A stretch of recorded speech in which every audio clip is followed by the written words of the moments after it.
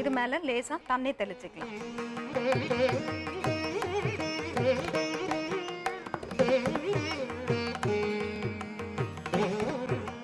இப்ப இத ஒரு மூடி போட்டு மூடி வச்சுக்கலாம். இத நல்லா இட்லி வேக வைக்கிற மாதிரி ஒரு 5 நிமிஷம் வேக வச்சோம்னா போதும். அந்த ஆவிலேயே இது 5 நிமிஷத்துல வெந்துடும். நேயர்களே, இப்ப இந்த புட்டு நல்லா வெந்துருச்சு. அடுப்பை ஆஃப் பண்ணிட்டு இத ஒரு தட்டுல எடுத்து கொட்டிக்கலாம்.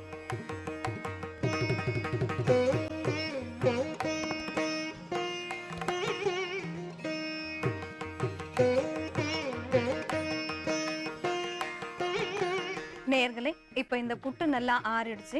இப்ப இது கூட தேவையான அளவு பனைவெல்லம் சேர்த்துக்கலாம். பனைவெல்லம் கையால நல்லா தூள் பண்ணி போட்டுக்கோங்க. அடுத்ததான் ஏலக்காய் தூள் கொஞ்சம் சேர்த்துக்கலாம். ஏலக்காய் ஒரு 2 ஏலக்காய் அளவுக்கு தூள் பண்ணி சேர்த்துக்கலாம். இப்ப இது கூட தேவையான அளவு தேங்காய் துருவல் சேர்த்துக்கலாம்.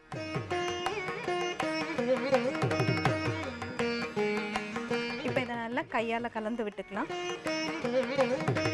குழந்தைங்களுக்கு இந்த மாதிரி இனிப்பு புட்டு செஞ்சு கொடுக்கலாம். பெரியவங்க சர்க்கரை நோயாளிகள் சாப்பிடறதா இருந்தா இதையே கடுகு, மிளகாய், கடலை பருப்பு, உளுத்தம் பருப்பு இதெல்லாம் சேர்த்து கருவேப்பிலை கொஞ்சம் சேர்த்து காரமா தாளிச்சு கொட்டி தேங்காய் துருவல் சேர்த்து கொடுத்தோம்னா அது ஒரு காரப்புட்டு மாதிரி இருக்கும்.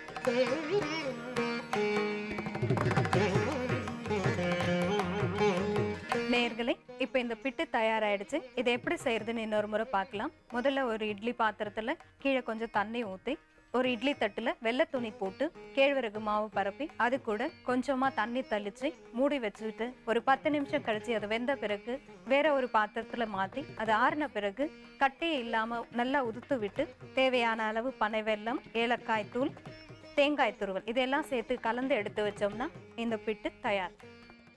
நேயர்களே, பிட்டுக்கு மண் சுமந்த ஈசன் சிவபெருமானே பிட்டுக்காக மண் சுமந்தார்னு நம்ம புராண கதையில் படிச்சிருப்போம். இந்த பிட்டை குழந்தைங்க சாப்பிடும்போது நோய் எதிர்ப்பு சக்தி அதிகமாக கிடைக்கும். பிட்டில் பனை வெல்லம் சேர்த்துருக்கோம். பனை வெல்லம் கால்சியம் சத்து, இரும்பு சத்து, ஃபோலிக் அமில சத்து அதிகமாக இருக்குது. இந்த பிட்டை குழந்தைங்க சாப்பிடும்போது எலும்பு வளர்ச்சி நல்லாயிருக்கும். அதே மாதிரி குள்ளமாக இருக்கிற குழந்தைங்களுக்கு இந்த பிட்டை தயார் செஞ்சு கொடுக்கும்போது எலும்பு வளர்ச்சி நல்லா இருக்கும்போது உயரமாக வளருவாங்க.